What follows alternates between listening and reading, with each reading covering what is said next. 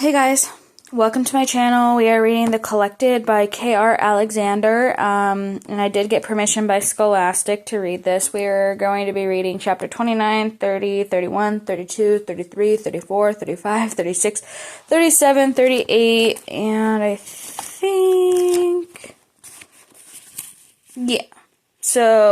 and 38. So, yeah, that's going to be a long video. So, I'm just going to start reading. Let me move this sticky note real quick.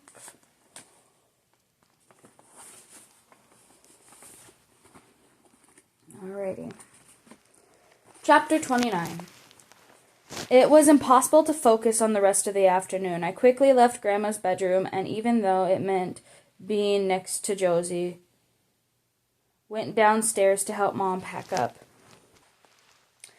After making sure the brewer was safely hiding and hid indoor again, of course, I didn't want Josie coming upstairs to check on what I'd been doing and discovering my secret.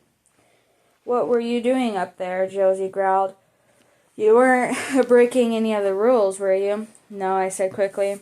"I was just avoiding you." Josie's jaw dropped. I don't think I'd ever talked back to her before. Before she could retaliate, I turned and went next to Mom and helped her sort through Grandma's fine china. I didn't know where my nerve came from. Maybe I was just tired of feeling everyone was keeping things from me, even though I knew I was the one keeping one from them. Somehow, from myself. I was trying to concentrate on sorting cups and plates and all that, but I kept thinking about Grandma's secret room. What other secrets had Grandma Jeannie been keeping from me? What was it that I couldn't remember? And why was it that she was only warning me about Beryl now, after she was gone, rather than when she was alive and able to help? When Josie walked in and looked at the stacks of dishes, "I bet she forgot she even had half of this stuff," she muttered, which brought another thing to mind. Grandma Jeannie had been forgetting more and more in the final years, and there were times that she didn't seem to be there at all. When she was coherent, she was my best friend, but when she wasn't like a different person altogether. She was almost scary, yelling about nonsense, creatures in the woods trying to get in, dolls attacking the house, or else words and phrases that weren't even English or any language I'd ever heard. Josie had rudely said Grandma Jeannie was losing her mind, hearing things that weren't there, thinking that fantasy was real. What if Josie was the one telling the truth? What if that's how Grandma Jeannie and I were similar? What if this was all made up? What if Grandma Jeannie had been constructed some elaborate fantasy, a world where there were witches and monsters and creepy dolls? What if the house in the woods was just an abandoned house and creeped Grandma out? What if the spell book in the hidden room and all that stuff about having powers were just more pieces of Grandma's fantasy world, stories she cooked up when she wasn't thinking straight? And what if, in believing it, I was destined to lose my mind as well? Even though the thought was scary, the alternative was even worse. If this was real, it meant we really were in danger. And it was somehow up to me to stop it. Chapter 30. I wanted to go back to Grandma's secret room all evening, but I never got the chance. Mom went up and started cleaning out Grandma Jeannie's closet. I kept waiting for her to call out that she found something, but she never did. Which made me think that maybe the hidden room truly was a secret just for me. Josie stopped being mean, at least for now, but she glared at me whenever we made eye contact. It was bedtime before I was finally alone again. Crickets chirped outside my closed bedroom window. It was snuffling in here. Last night's storm had made everything outside wet, and the sun today was hot, and the air inside was humid and like an oven, and Grandma Jeannie didn't have AC. I was lying on the top of the sheets and was still coated in sweat. Gross. I'd never been able to sleep like this, even though Josie had warned me not to. I went over to the windows and opened both of them, letting in a cool night breeze. Instantly, the sound of crickets grew louder, louder than traffic in Chicago ever had. It was soothing in a way. It made me think that nothing could ever truly happen here. It was too peaceful. Grandma had always said the natural world was magic, so why should I shut it out? I stared out at the woods beyond in the moonlight. Even they looked harmless. I couldn't almost imagine the abandoned house out there, moonlight glinting on the doll fragments and overgrown vines in the front yard. I shuddered at the thought. Maybe not everything out there was harmless. Before my imagination could get the better of me, I slipped into bed. It was still too hot for covers, but at least the breeze was cooling me down. I looked over to the pink horse figurine I had rescued from donations. It made me think of Grandma playing with it as a little girl, just like I had played with my dolls. I wish you were here, I whispered to Grandma's memories. It felt like I'd been wishing that a lot lately, and exhaustion pulled me under. I heard a scratching on my window. I didn't open my eyes. It was just a branch in the breeze. It wasn't porcelain fingers, just a branch, just a... Chapter 31.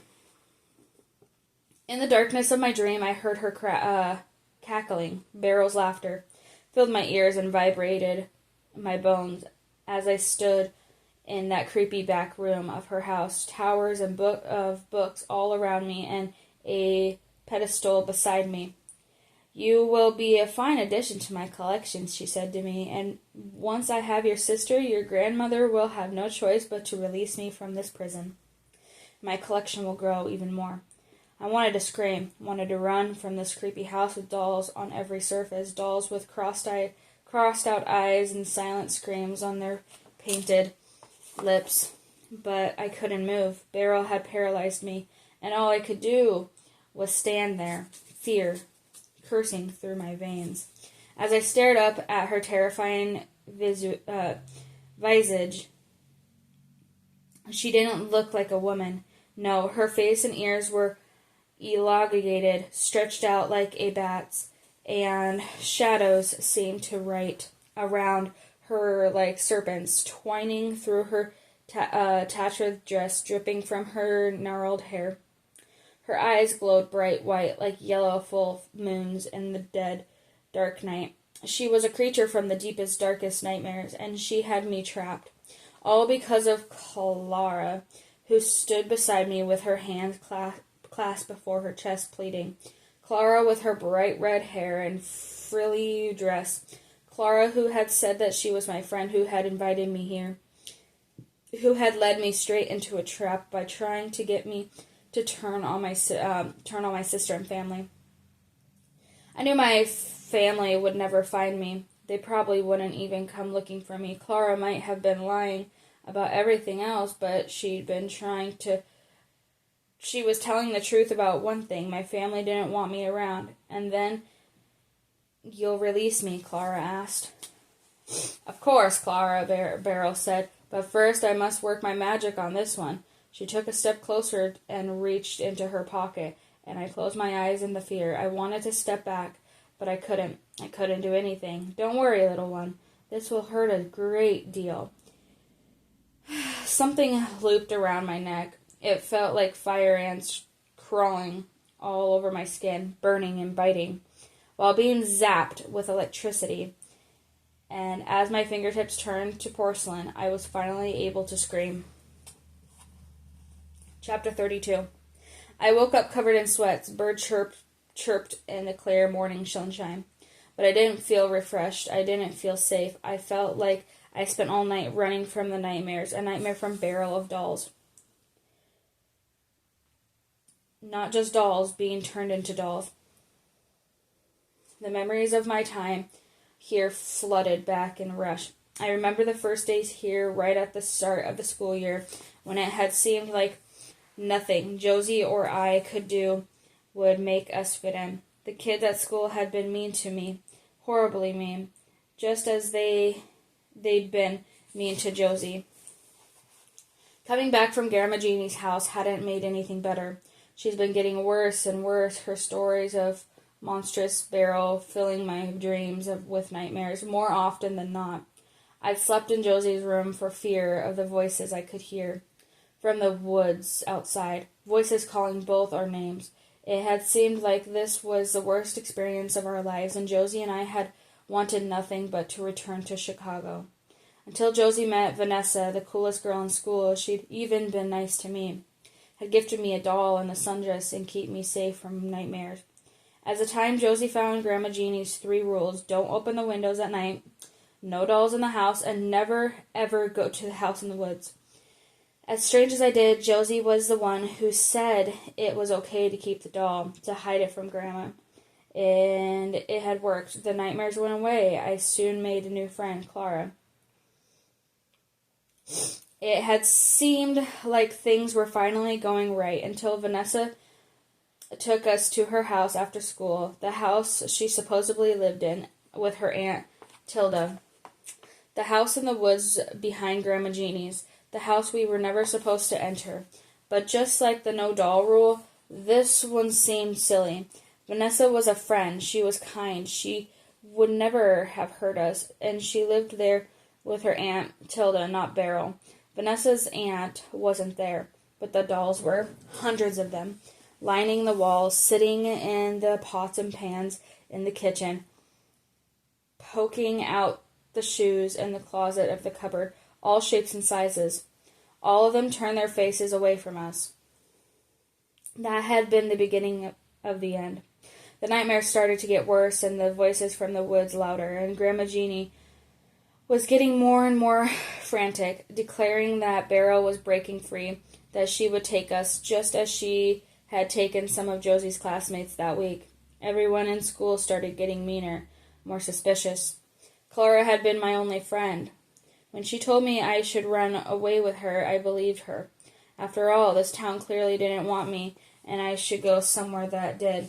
She said I could come with her, somewhere better than here, somewhere I'd be cared for. She led me to the woods. I thought she was taking me to a secret path out of the town. Instead, she took me straight to the old cabin behind Grandma Jeannie's house, the cabin Vanessa had taken us to. I knew it was the moment. It was a trap. I tried to run away, but it was too late. Clara had clasped on my arm and dragged me inside, and when the door slammed and locked behind me, I was trapped. Trapped with a monster that seemed to bleed from the shadows themselves. A woman who towered above me in the hall, her eyes blazing white and her hair as wild as snake-like as her shadowy dress. A woman who was more monstrous than mortal. A woman who made even the slightest doll's lining halfway scream in terror. Beryl. She reached for me with her clawed, gnarled hands, grabbed my shoulder, but rather than kill me, she had looped a glittery gold locket around my neck, the same one I'd seen Vanessa wearing. It had frozen me, transferred me, leached the colors and life from my skin, turned into porcelain, turned my throat to glass and frozen lips closed, and my eyes opened, so I couldn't scream, couldn't look away. It had taken seconds, but it felt like a lifetime. I couldn't move, couldn't do a thing except stare out the prison of my body as Beryl hid me away in her back room. Nothing but a doll, cold, frozen, lifeless, and yet very alive, just like every other doll trapped in that place. I thought I was done for. I thought I would never feel human again. And then Josie had come to my rescue. She defeated Beryl, though I never saw how. I and all the doll children had been freed.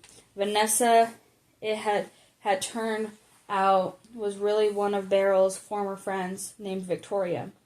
She'd been trapped as a doll and forced to do Beryl bidding, just as Clara had been. Victoria had returned to her true age in an instant and passed away while Clara had disappeared. When Josie and I went home, hand in hand, it felt like We had been bonded stronger than ever before. We promised not to tell anyone, not even Grandma Jeanie. And after that, things seemed to go back to normal. How in the world had I forgotten all that, except my memory shifted sluggishly. There had been a moment, our last day here. Mom was reddening in the car, and Grandma Jeanie took Josie and me inside. She had been trembling, and she looked sad. I figured it was because she was saying goodbye. She pressed her fingers to each of our foreheads and whispered something under her breath. "This will all just be a bad dream," she said. I'd felt the strange spark of electricity. After that, our time here had been nothing but a distant nightmare, a wisp of memory. I gasped in realization. She had enchanted us, had made it so we couldn't remember a thing, except I was remembering now, and that made me feel like I had started something I couldn't stop. It made me wonder, was Josie remembering everything too, or was her memory as faded as mine had been? Footsteps echoed down the hall. At the moment later, Josie threw open the door. "Wake up, loser! It's time for—" Her eyes snarled at the open windows. "What did you do?" she gasped. Meanly, she stormed into the room and slammed the window shut. I was hot. She turned to face me. I was surprised to see that her eyes were red, as if she was holding back tears. "You idiot!" she whispered, and I flinched back at the anger of disapproval in her voice. "You don't have an idea what you've done. It's not safe. Don't you get it? Do you want her to find us?" I couldn't answer because my dreams still itched at the corner of my memory. I knew precisely who she was talking about, Beryl. The witch in the woods, the witch Grandma had spent her entire life trying to protect us from. The witch who had turned me into a doll and who Josie had defeated. But she's gone," I whispered. Josie swallowed hard and stomped to the door. She put one hand on the knob and then looked at me. "Evil never dies," she says. "You better hope she's really gone. Otherwise," she bit her lip and looked to the woods beyond the window. "Otherwise, I don't know if I can save you again when she comes back." She slammed the door shut before I could answer. I flopped back against the headboard, and there, leaning against the wall, once hidden behind the door, Josie just slammed it shut, was a doll from the cabin, in her tattered black dress, Beryl. Chapter 33. I slammed my hands over my mouth to keep myself from screaming. The doll stood against the wall, staring at me with her wild white eyes. For a moment I considered calling out to Josie, but her final words echoed in my head. "I don't know if I could save you again when she comes back." Beryl was here, or at least the doll of her was. How had she gotten in? Was it truly Beryl? I thought Josie had defeated her 5 years ago. Unless evil never dies, Josie had warned. What if she'd only been able to trap Beryl, not kill her? What if the doll was all that was left? I stared at her for a while, trying to come up with a plan to attack, waiting for her to move, to scuttle towards me like a terrible spider. She didn't. She just stood there, staring back. But just like with other dolls, I swore I could hear her whispering dark words and darker thoughts. Words and thoughts that shadowed me. Oh my gosh, shadowed my own. Took me over. "Scub to me, free me, together we can rule." I closed my eyes and squeezed my hand over my ears, trying to force out the noise like Grandma had taught me years ago. It worked. Beryl's voice died down, and when it did, one thing was perfectly clear. I had to get rid of it for good. And since it clearly didn't plan to staying put in the cabin, that meant more drastic measures. Maybe I could trap it in a duffel bag and throw it out with the rest of the trash. Yeah, that would get it far, far from here before it could do any more damage. Except when I opened my eyes, the doll was gone. Chapter 34.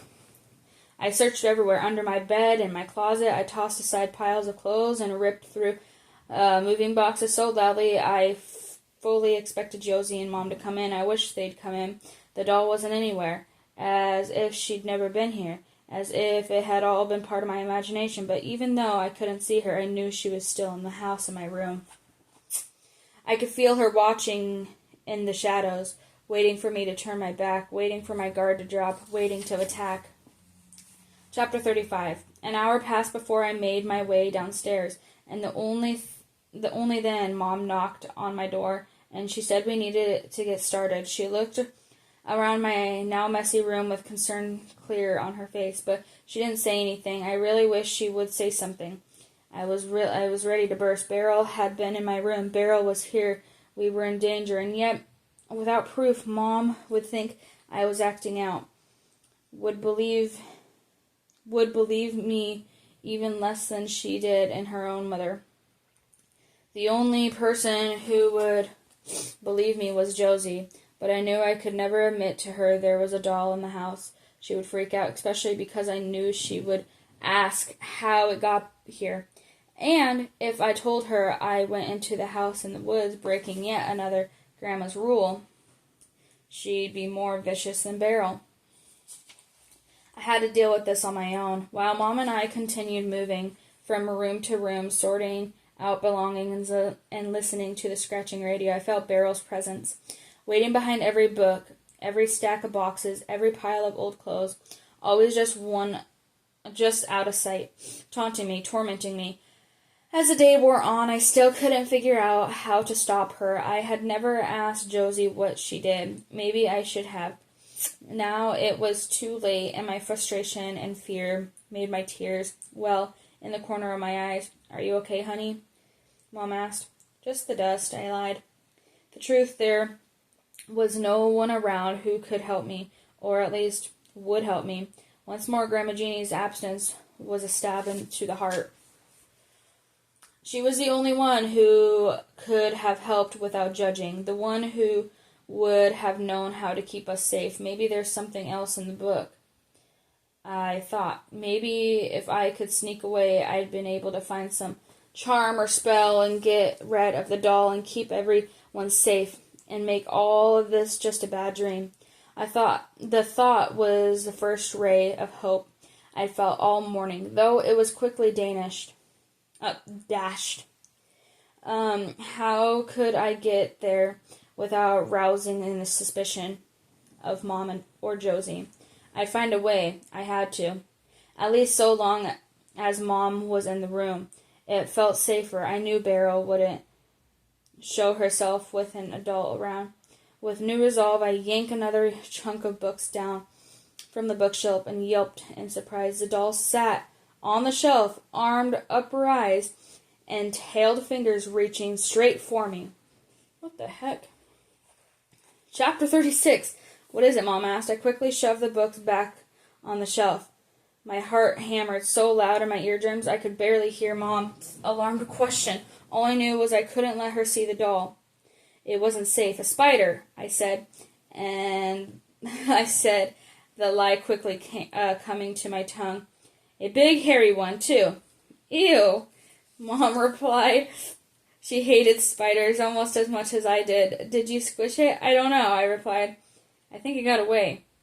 "I can't let the doll get away." "Gross," she said. "I'm going to run and grab the spray, just in case it comes back." She stood from the pile of clothes she's been organizing and headed towards the kitchen. Quickly, before she turned, I grabbed one of Grandma's old scarves. I figured I could wrap the doll in the scarf and run it to the bins outside, maybe trying to find the way to lock it in the trash so it couldn't escape. I pulled out the books again, hand trembles like it was unearthing monster. The doll wasn't there. Chapter 37. I scoured the room until Mom got back, peeking behind the books and tossing aside clothes, but I couldn't find the doll. She wasn't just hiding, she was just waiting for the perfect time to attack. She was tormenting me. I couldn't focus. Everywhere I turned, I expected to see the doll, expected Josie or Mom to yell out at any moment, terrified or furious to find the doll waiting for them. In the shadows, knowing that she was trying to make my life miserable was almost worse than thinking she was planning on attacking, because who knew how long it was this would go on. After a few more hours of sorting, Mom declared that she was going to bring some stuff to the donation site. She asked if I wanted to come with. A part of me wanted to get as far away from this house and the stocking doll as I could. The rest knew that I had brought this mess into the house, and that meant it was up to me to fix it. This would be my chance to check Grandma's book without anyone watching. The doll, a barrel, was alive, and I needed a way to get it out of the house and out of my life before something bad happened, like Josie discovering her, or worse. I'll get started on dinner, I said as Mom got ready with Josie. It was only late afternoon, but it would be an evening by the time they got back. Good thinking, she said. I think there's still some spaghetti in the cupboard. Spaghetti it is, I said, forcing my voice to seem cheery. In truth, I couldn't stop glancing around at the boxes, bags they were carting out. I fully expected to see tiny clawed hands waving at me. Mom must have noticed that I was fibbing, though.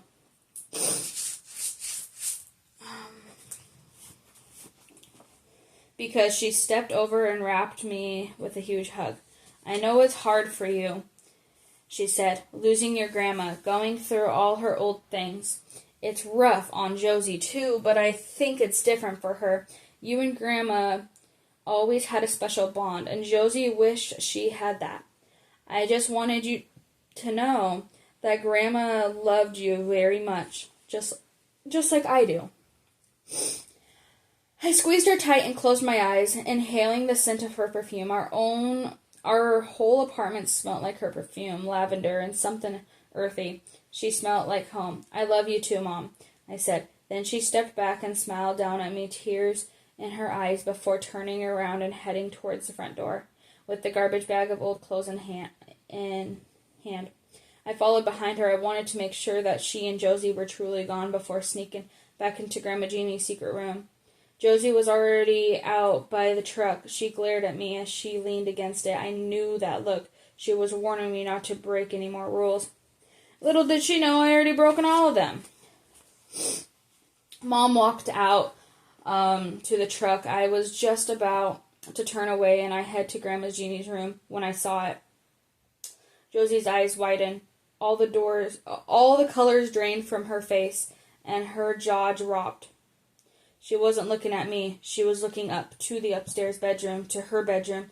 I knew in a heartbeat what it was she saw, what would make her look so terribly afraid. But then I heard it, the cackle, the terrifying laughter, a barrel coming from the floor right above me. My heart stopped. Josie had seen the doll.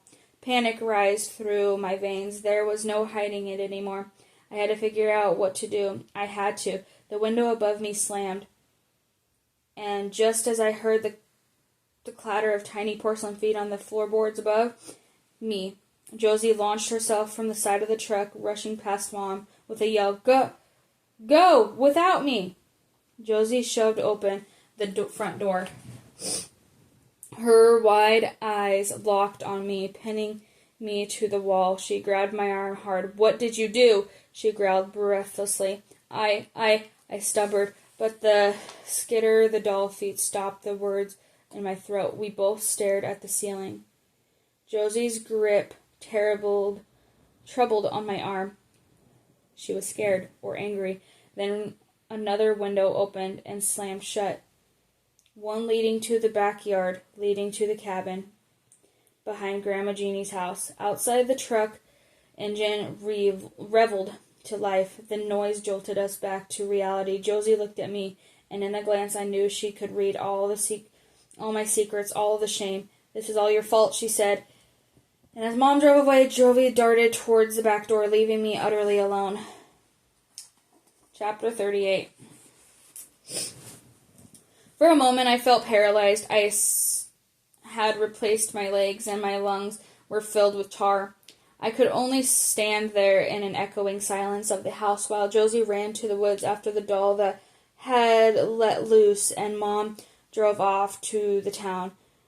Should I run after Mom to try to get her to help? I knew Josie was running into a trap, knew she would need help, but I also knew that Mom would never believe what was going on, and by then it would be too late. I don't know if I can save you again, Josie had said. She saved me once before, and now I knew it was my turn. Before I could psych myself out, I ran towards the back door and out of the forest path. The path felt like the living, breathing thing when I entered. The shadows schemed deeper, the air colder, the forest quieter, as if every leaf and branch was watching me. Everything was absolutely silent, but not even wind through the leaves, and the only noise I heard was my feet crunching on leaves. I didn't even hear Josie. Strangest of all, with her every footstep, the air grew darker, and when I looked up, deep gray storm clouds roiled overhead, ominous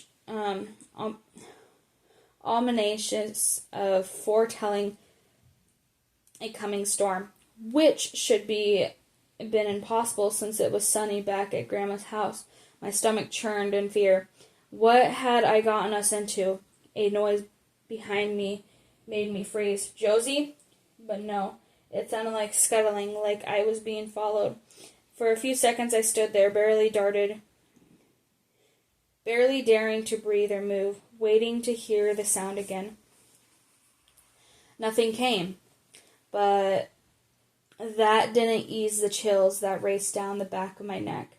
I was being watched. That, more than anything, made me push forward. I didn't want to be caught out here alone. When the house came into view, the fresh wave of dread rolled over me. Mist hung heavy over the yard, obscuring the broken dolls and vines covered rilles, and a light rain fell on the house, making a tap, tap, tap noise on the roof. I froze by the tree, not daring to step into the yard. The house looked even more run down now. Strangers filled the broken floorboards and the shards of glass and the rabid animals. Shadows oozed from the open front door. I could almost conceive myself that Josie wasn't here. Almost. Then I saw a light flash inside. It looked like a cell phone flashlight. Josie was in there because of me, because of what I'd done. Again, I took a deep breath and exhaled. My breath came out into the cloud. This is such a bad idea, I whispered to no one, and even though it felt wrong in the very core of my being, I swallowed my fear and headed to Beryl's house. Alright guys, and that is the end of this video. I will see you guys in the next video for chapter 39. Thank you guys for listening.